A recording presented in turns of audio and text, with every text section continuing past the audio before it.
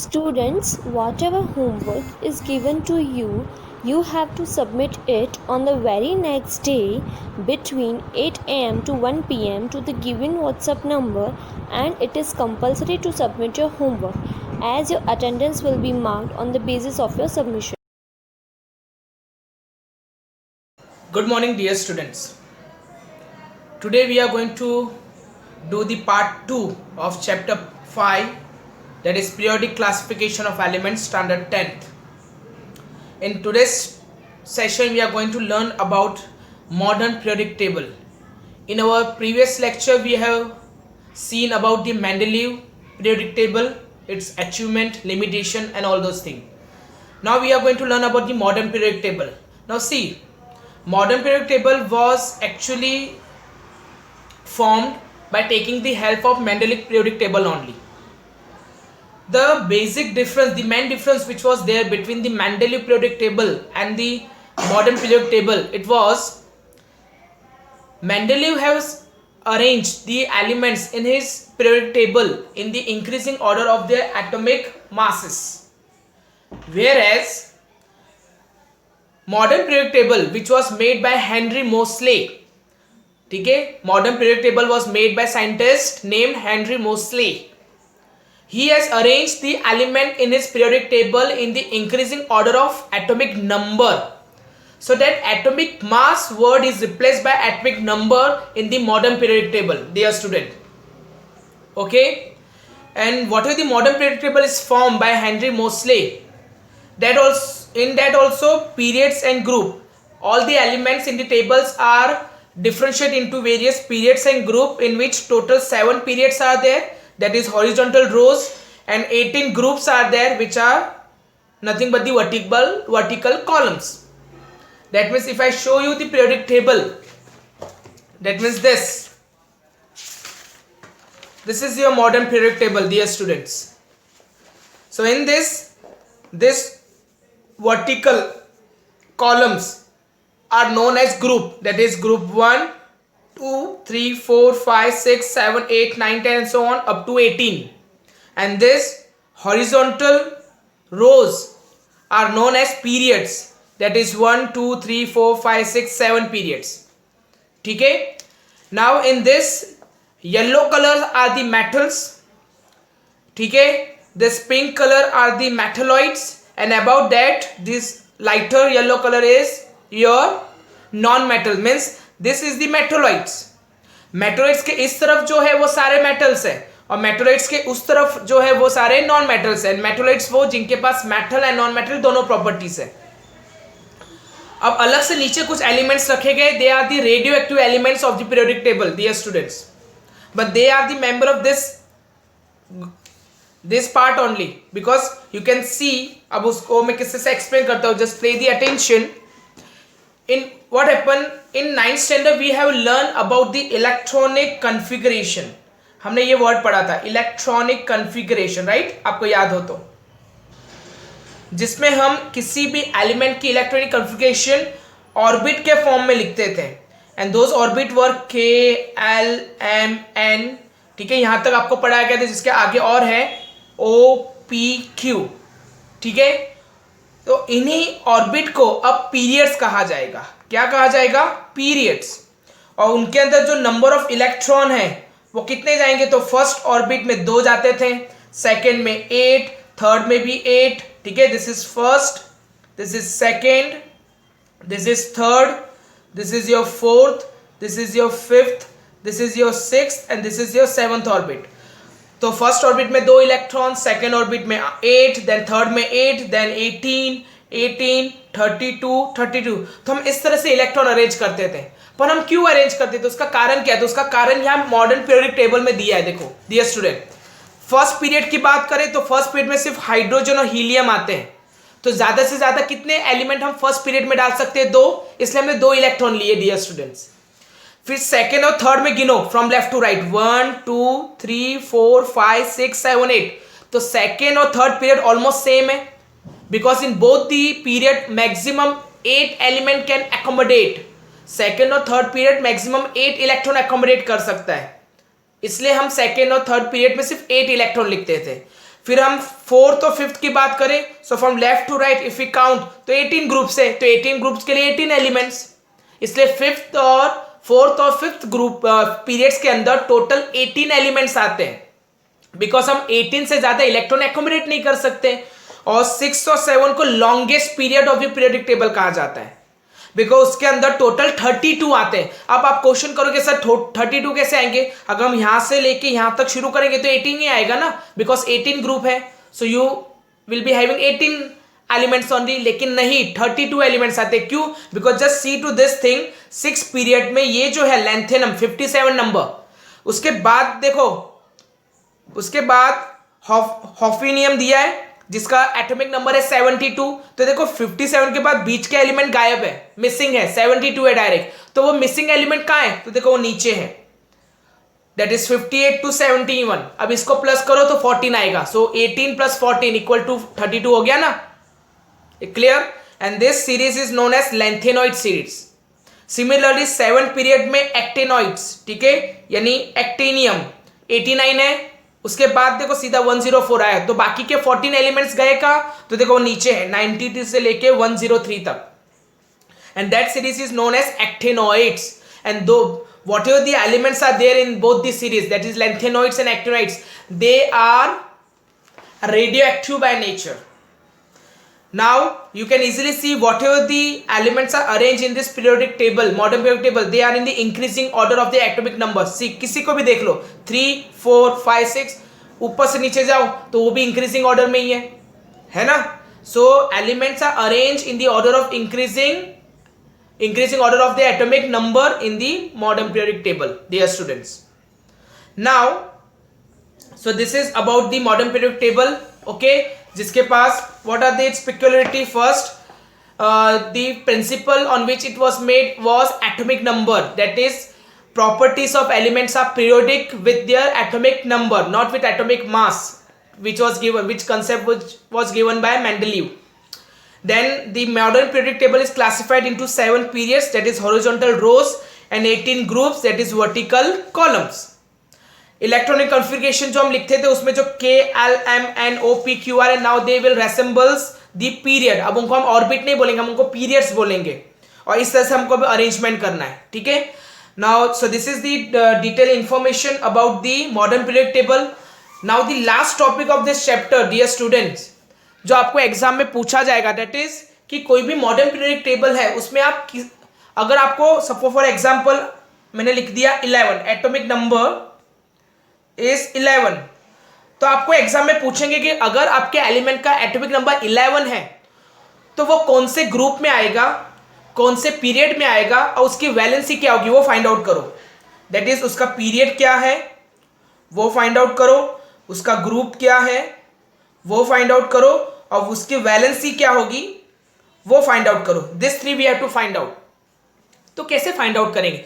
तो फर्स्टली जो भी आपको एटॉमिक नंबर दिया है डियर स्टूडेंट, उसको पहले इस इलेक्ट्रॉनिक कॉन्फ़िगरेशन में कन्वर्ट करो, ऑर्बिट कॉन्फ़िगरेशन में लिखो। सो मैं 11 के लिए कैसे लिखूंगा, 2 8 1। अब इनको ऐड करो, 11 आ गया। बिकॉज देखो फर्स्ट के में मैं 2 से ज्यादा इलेक्ट्रॉन नहीं डाल सकता, इन द सेकेंड ऑर्बिट में 8 से ज्यादा इलेक्ट्रॉन नहीं डाल सकता, सो 2 + 8 बिकम 10। सो 11 बनाने के लिए how much extra I need to add is 1।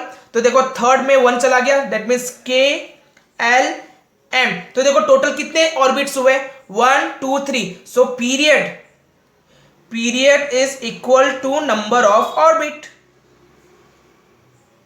So that is equal to 3। That means मेरा जो 11 नंबर वाला एटॉमिक नंबर वाला जो एलिमेंट है वो कौन से पीरियड में आ गया, थर्ड पीरियड में आ गया। Is it clear? Then group के लिए क्या करना है, number of electron in the valence orbit, number of electron in the valence orbit. देखो अगर हम 11 की बात करें तो यहाँ 3 ऑर्बिट है, 1 2 3 ऐसे 3 ऑर्बिट है।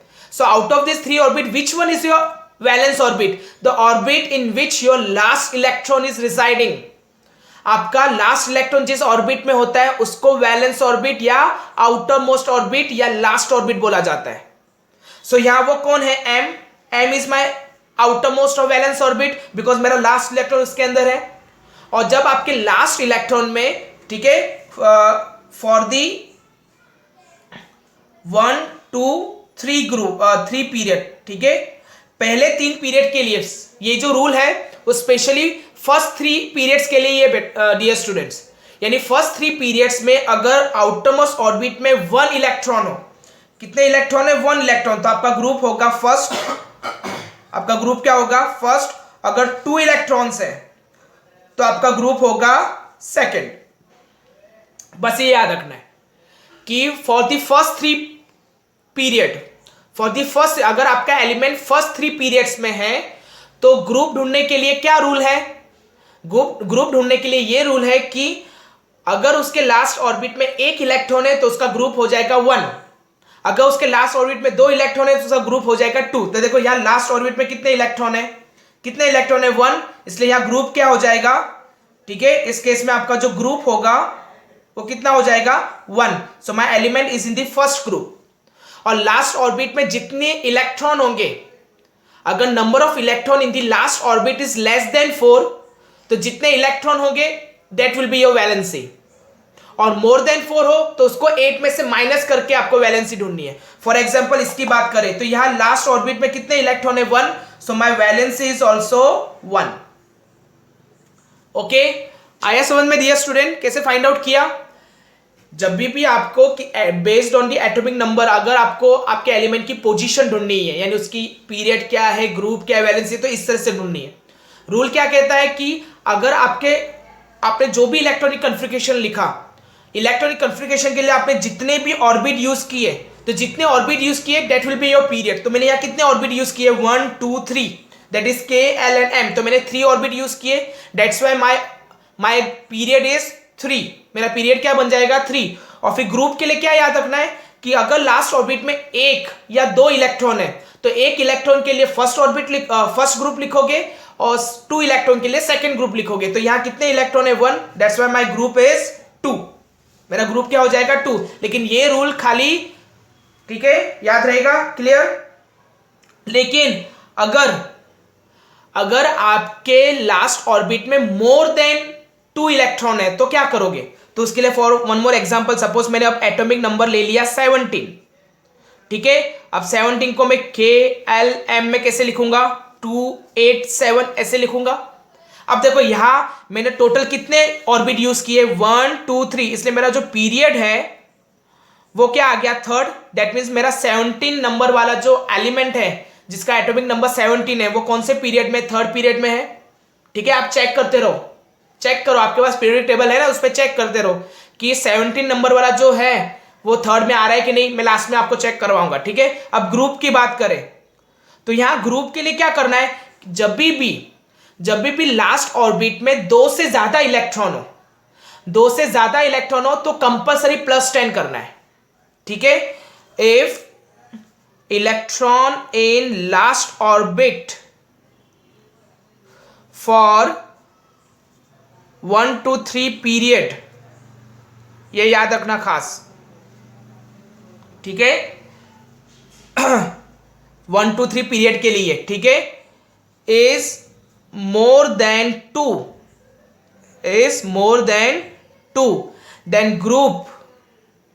then group number is equal to 10 plus valence electron, ठीक है। रूल क्या है? 10 प्लस वैलेंस इलेक्ट्रॉन, यानी जब भी आपके लास्ट ऑर्बिट में पहले 3 पीरियड्स के लिए, खाली ये रूल खाली पहले 3 पीरियड्स के लिए, उसके बाद नहीं।